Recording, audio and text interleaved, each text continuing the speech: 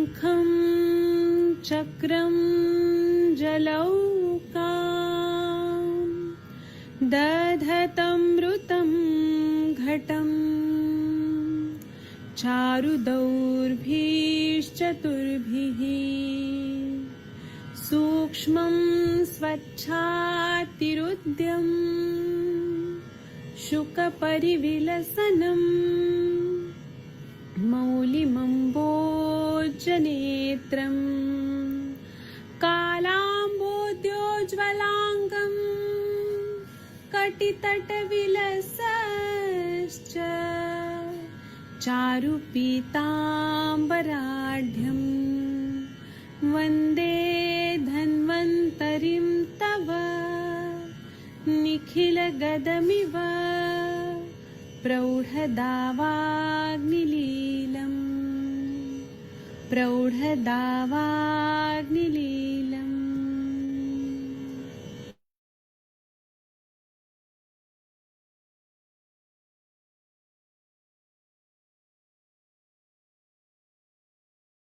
प्रणाम सभी लोगों को। मैं वैद्य अरविंद पाठक आप सभी लोग का स्वागत करता हूं। सभी लोग को कोटि कोटि प्रणाम करता हूं। आप सबके सब भारत के सर्वश्रेष्ठ चिकित्सक लोग हैं। आइए आज हम लोग निद्रा नाश पे बात करेंगे। निद्रा नाश का प्रॉब्लम आजकल बहुत ज्यादा बढ़ गया है। लोगों को नींद नहीं आती है, किसी ना किसी वजह से बहुत प्रॉब्लम हो रहा है। तो आज हम लोग विस्तार से इसके बारे में बात करेंगे। कुछ मॉडर्न व्यू भी देखेंगे और कुछ आयुर्वेदिक व्यू भी देखेंगे। लेकिन हमें इस विषय पे बात करना बहुत जरूरी है, क्योंकि ये समस्या बहुत ज्यादा बढ़ रही है। नींद ना आना, ये तकलीफ बहुत ज्यादा हो रहा है। तो नींद ना आना, इसको अगर हम लोग देखेंगे तो नींद की शुरुआत ही नहीं होती है, या नींद को मेंटेन नहीं रखा जा सकता है।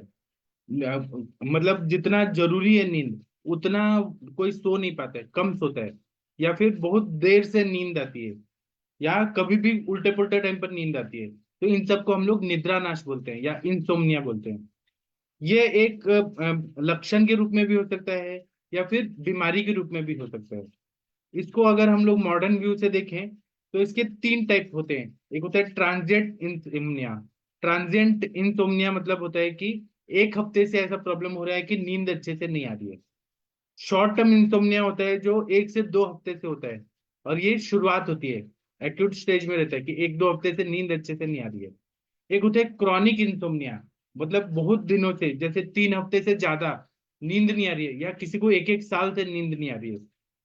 तो जो ट्रांजिएंट या शॉर्ट टर्म इंसोम्निया होता है, जो 1 या 3 वीक से रहता है, 3 हफ्तों से नींद नहीं आ रही है, तो उसमें क्या क्या कारण हो सकते हैं।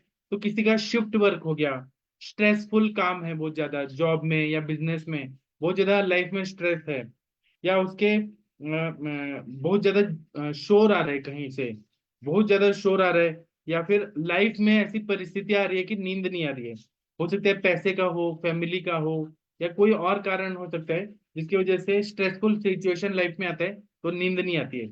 या फिर किसी का मेडिकल या सर्जिकल कोई इलनेस है कि तुरंत सर्जरी कराना पड़ रहा है, या फिर अटैक आ गया, रात भर जागना पड़ रहा है टेंशन में, या हॉस्पिटलाइजेशन हो गया, जगह बदल गया, हॉस्पिटल में गए, नींद नहीं आ रही है, ऐसा भी हो सकता है।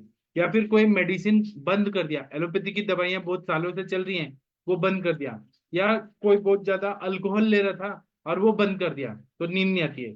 या फिर कोई नींद की दवाई खा रहा था, सिडेटिव डायजेपाम वगैरह खा रहा था और वो बंद कर दिया। या फिर शरीर में जो स्टिमुलेंट मेडिकेशन देते हैं, जो स्टिमुलेशन देते हैं, वो बंद कर दिया गया, तो उसके वजह से भी हो सकता है। या फिर कोई पहाड़ों पे गया, हाई एल्टीट्यूड में गया, तो वहां पर भी ऐसी समस्या देखिए, नींद नहीं आती है। या फिर बॉडी में जो फीमेल बॉडी रहती है, स्त्रियों में हार्मोनल फ्लक्चुएशन होता है, oestrogen, progesterone, FSH, luteinising hormone, TSH, T3 T4, ये हार्मोन से इम्बैलेंस हो रहा है, तो उसके वजह से भी नींद नहीं आती है। और जो लोग क्रॉनिक इंसोम्निया से रहते हैं, जिनको बहुत पुराना है, 3 हफ्ते से ज्यादा है, तो वो हो सकता है कि साइकेट्रिक प्रॉब्लम होती है, या साइकोलॉजिकल प्रॉब्लम रहती है। तो उसमें बहुत ज्यादा व्याकुलता रहता है, एंग्जाइटी का प्रॉब्लम हो सकता है, स्ट्रेस हो सकता है, किसी चीज से इरिटेशन हो सकता है, उसको मतलब कोई चीज पसंद नहीं आ रही है इसलिए नींद नहीं आ रही है। या फिर बीमारियों में बाइपोलर डिसऑर्डर होता है, डिप्रेशन होता है, सिजोफ्रेनिया है, उन्माद की अवस्था है, नींद ही नहीं आ रही है रात रात भर। तो एक तरह से ये डिप्रेशन का कारण हो सकता है कि डिप्रेशन की वजह से नींद नहीं आ रही है, और मेंटल इलनेस हो सकता है, मानसिक बीमारी,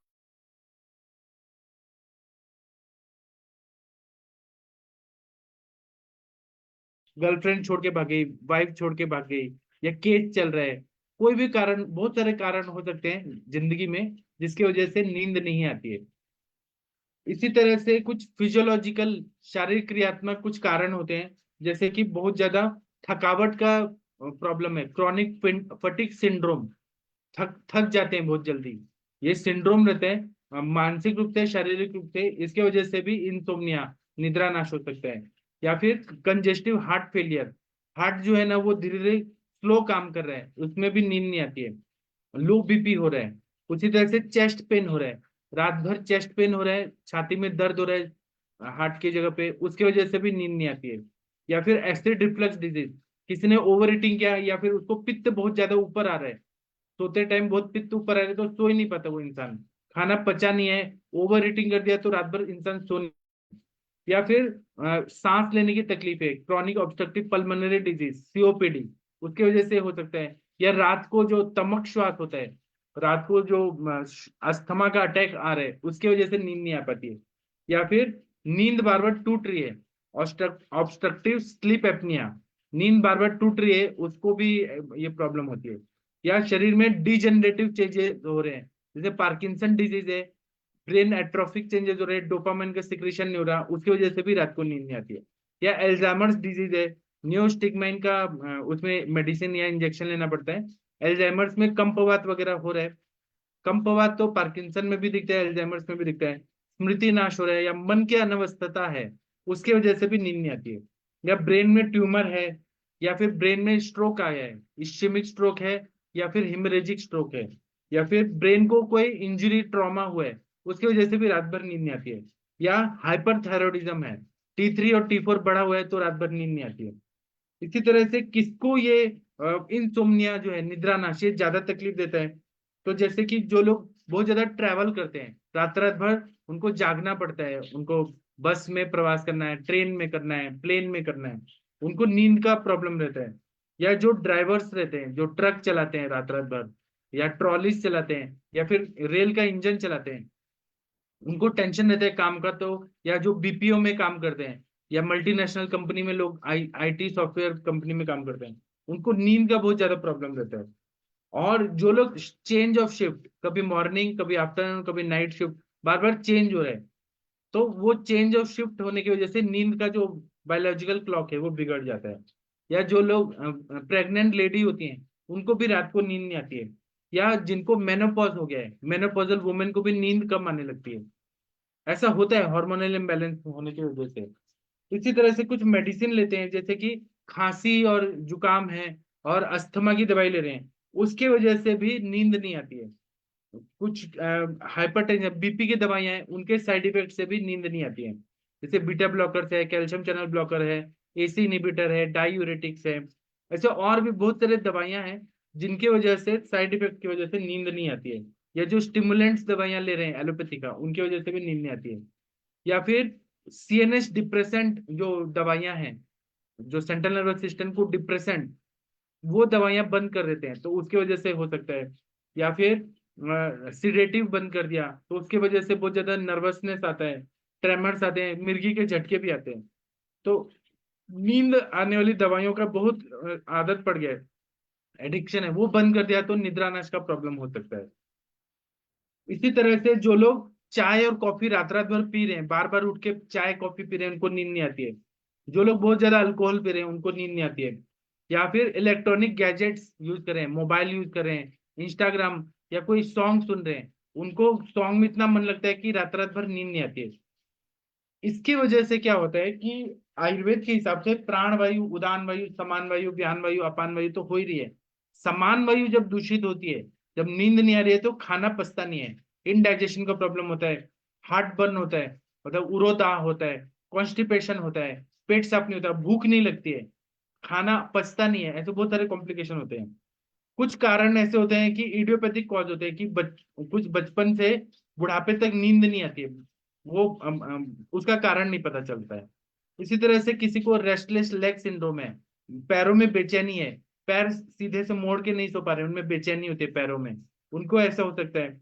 या फिर जिन लोगों ने टाइमिंग जो है नींद का वो बदल दिया है, बहुत सारे पेशेंट आते हैं कि रात को 2 बजे सोते हैं और सुबह 8-9 बजे उठते हैं, जिन्होंने टाइमिंग चेंज कर दिया उनको नींद नहीं आती है।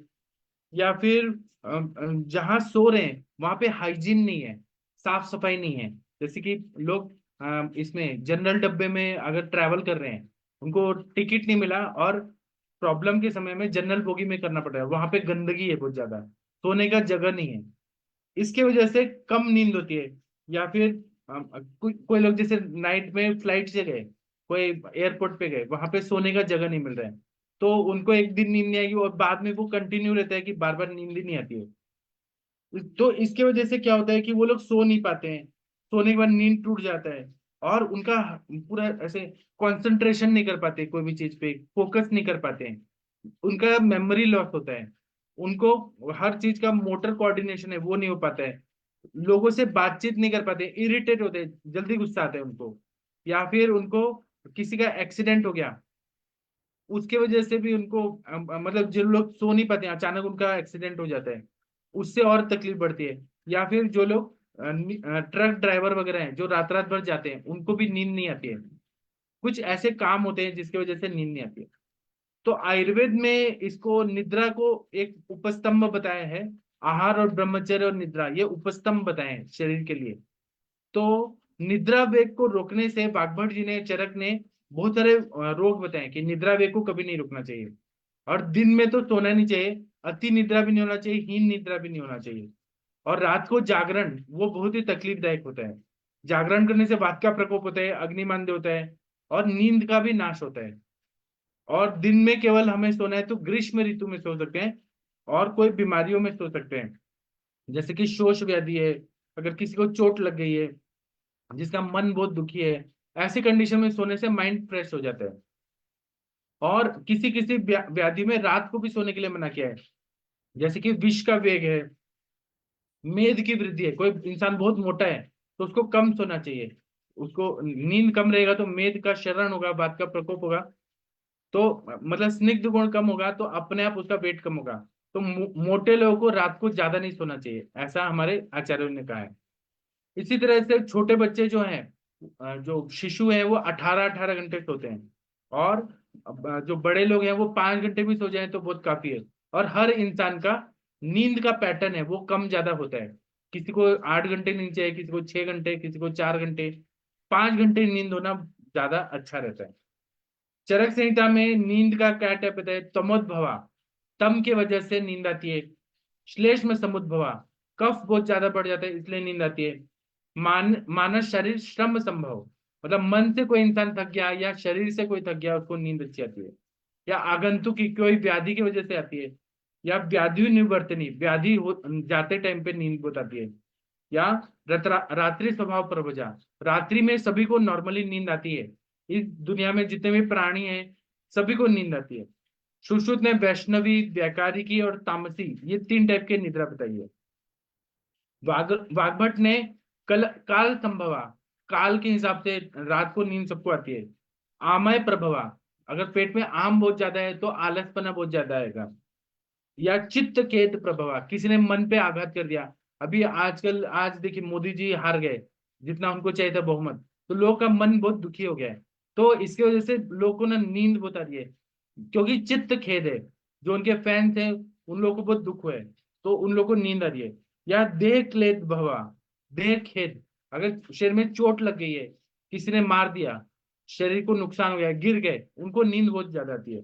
या आगंतुजी नाम की निद्रा है जो व्याधि स्वरूप में आती है। या तम बहुत मन में बढ़ गया तो नींद आती है। और श्लेष्म प्रभाव, कफ बहुत ज्यादा बढ़ गया तो नींद बहुत आती है। तो नींद और सपने एक दूसरे से रिलेटेड रहते हैं। जो सपने रहते हैं, सुषुप्त अवस्था में इंसान जाता है, एक होता है सुषुप्त अवस्था, एक जागृत अवस्था, एक निद्रा अवस्था। तो जो स्वप्न है जो हमारे मन में चलता है उसके वजह से नींद आती है।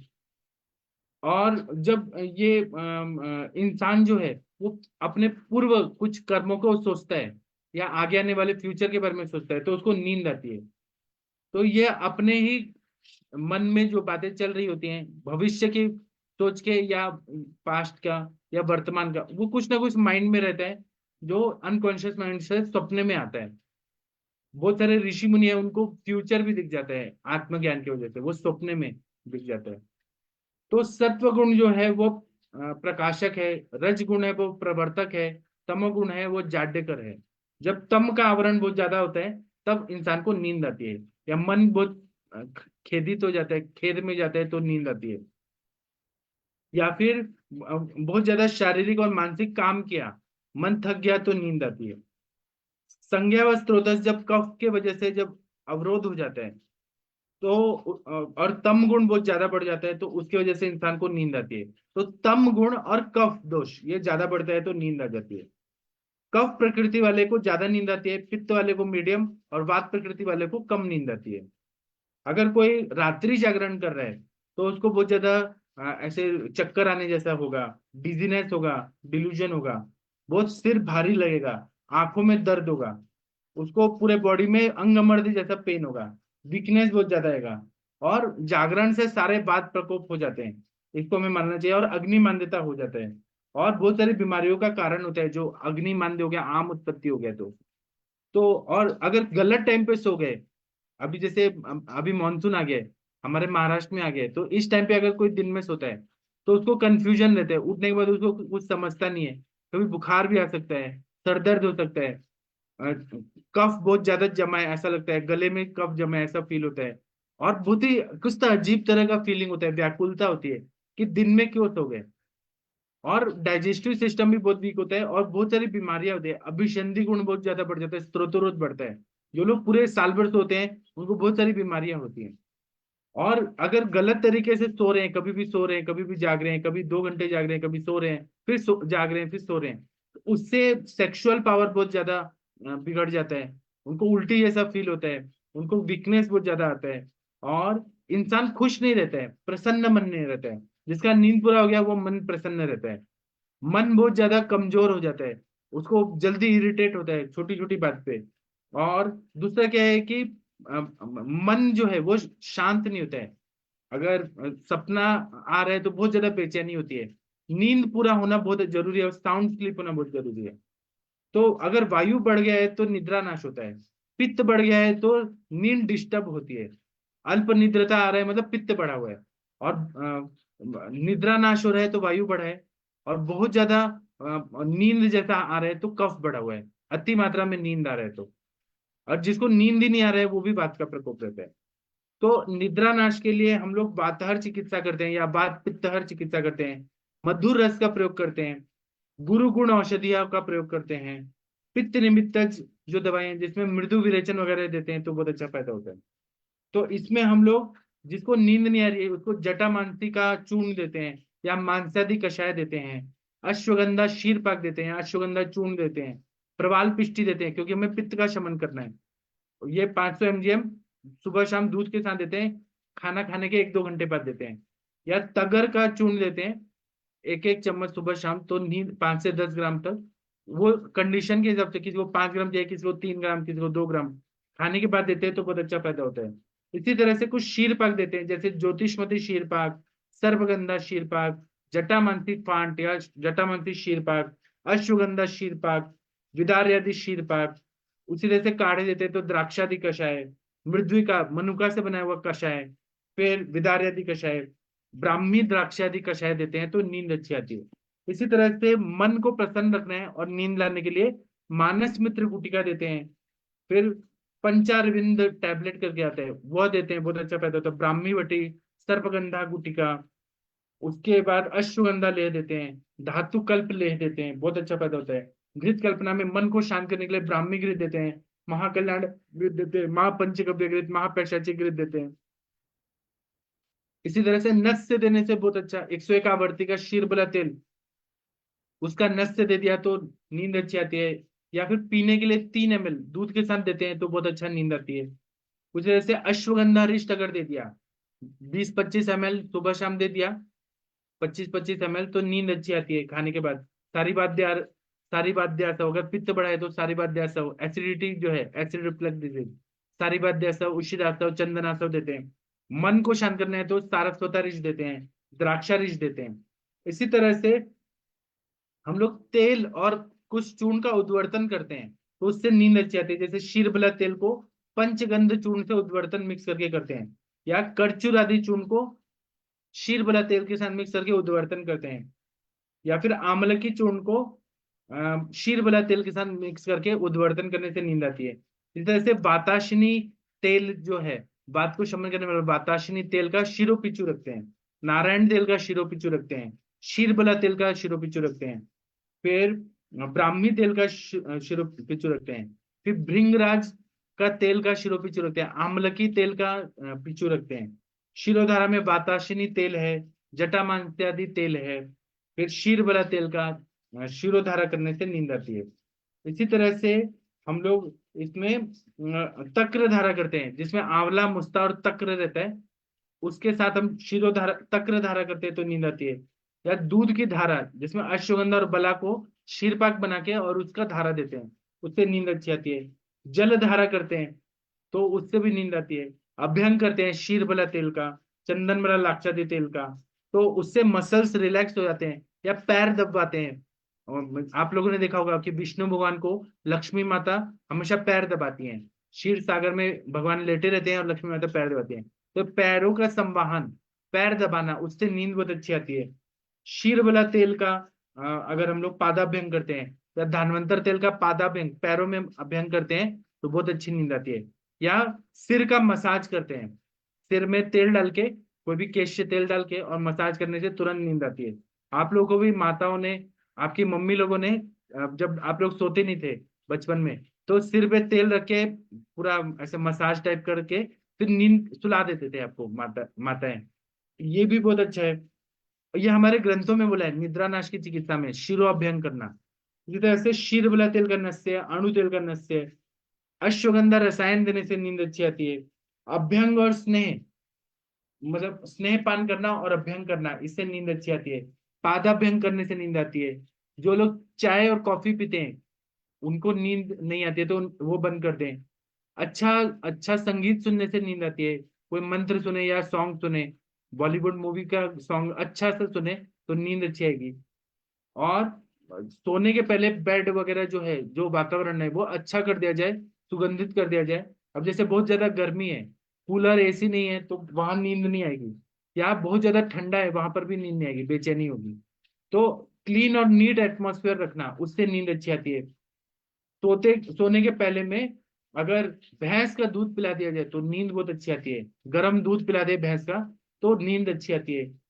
खाना जो है डिनर वो जल्दी कर दिया जाए तो नींद अच्छी आती है। लेट खाना खाएंगे और ओवर ईटिंग करें तो नींद नहीं आती है। पूरे बॉडी में मसाज कराना है, गर्म पानी का जो शॉवर होता है वो उससे स्नान करना है तो बहुत अच्छा नींद आती है। और बहुत सारे यौगिक आसन है जिससे नींद आती है, जैसे कि पश्चिमोत्तानासन, शीर्षासन, सर्वांगासन, उत्तानासन, उससे नींद आती है। और हमारे चरक चिकित्सा मंजरी नाम के ग्रंथ में लेप है, कतक बीज कादि लेपम, उससे नींद अच्छी आती है। और कतक बीज का अंजन करने से उससे भी नींद बहुत अच्छी आती है। कोई काजल रहता है, काजल का अलग अलग, जैसे घी का काजल बनाया, वो लगाने से भी बहुत अच्छे से नींद आती है। आंखों को बहुत अच्छा फायदा होता है और नींद अच्छी आती है। तो ऐसे बहुत सारे चीजें होती हैं जिससे नींद हम ला सकते हैं। और जो हेतु है जिसकी वजह से नींद नहीं आ रही है उसको दूर करने का कोशिश करें, स्थान परिवर्तन कर दें, और थोड़ा काउंसलिंग करें अगर अकेलापन है तो इससे बहुत अच्छी नींद आती है। अभी आप लोग कुछ बताइए, आपके पास निद्रा नाश के पेशेंट आए तो आपने कैसे ट्रीट किया? मनीषा मैडम, पल्लवी मैडम कुछ बोलना चाहेंगी इस विषय पे? वीना मैम बताइए। हाँ सर, आपने तो सब हेतु बोल दिए, मगर लोगों का अभी स्क्रीन टाइम बहुत बढ़ गया है। सोने से पहले स्क्रीन पे रह गए, तो भी नींद नहीं आती। जी। ये भी एक बहुत बड़ा हेतु आजकल चल रहा है। तो बहुत पेशेंट निद्रानाश के आते हैं। ज्यादा तो वात प्रकोप ही दिखाई देता है, कभी कभी पित्त प्रकोप दिखाई देता है। जब ऐसा पित्त प्रकोप है तो मैं सुवर्णवाक्षिक और अभ्रक महिष शाम को 6 बजे एक कुड़ी लेने की, महिष दूध के साथ वो गुनगुना दूध लेने का और उसके साथ वो पूड़ी लेने की, शाम को 6 बजे और रात को 10 बजे। तो इसका बहुत अच्छा उपयोग हो रहा है। निद्रानाशे अभ्यंग मूर्धि तैल निवेशनम, ऐसा भी बताया है। तो तैल धारा पिछू बोल दी है ये आपने। और अभ्यंग पादाभ्यंग भोजनम मधुरम स्निग्धम क्षीर मांस रसादि भी। आज हमारे यहाँ भी आम आम्रफल का बहुत सीजन है। तो हमारे जो मैंगो है कि या आम्रफल है तो वो बहुत बड़े रहते हैं, उसमें गर अधिक रहता है। रोज हम 1.5 महीना कोई सब्जी नहीं, रोटी और आम्र रस ऐसा ही खाते हैं, तो निद्रा बहुत आती है। ग्रंथ में जो बोल दिया है कि मधुर रस और स्निग्ध खाने से नींद आती है, ये तो स्पष्ट ही होता है। तो हम ऐसा ही थोड़ा भोजन पेशेंट को बोलते हैं। और महिष दूध से बहुत निद्रा आती है। और प्याज, कुदाल शास्त्री थे सोलापुर में। तो उनके पास मैं बीएमएस करती थी तो जाती थी, तो वो प्याज की चटनी बना के वो खाने को देते थे, उससे भी प्याज से भी नींद आती है। थैंक यू सर, इतना ही बोलना था। हाँ, बहुत अच्छा। और पल्लवी मैम, आप कुछ बोलना चाहेंगी? निद्रा नाश के पेशेंट में आपका क्या अनुभव है? हरिहर सर, नेहा मैम, कुछ बोलना चाहेंगे आप लोग? Mahendra sir, Gangwar sir, Veena Veena ma'am ने बोल दिया। वर्षा मैम, कुछ बोलना चाहेंगी आप? नहीं बोलना चाहते तो ठीक है, मैं अभी सेशन बंद करता हूँ। अब हम 9 बजे मिलेंगे, तब हम क्लिनिकल संभाषा करेंगे। तब तक के लिए थैंक यू, प्रणाम सभी लोगों को।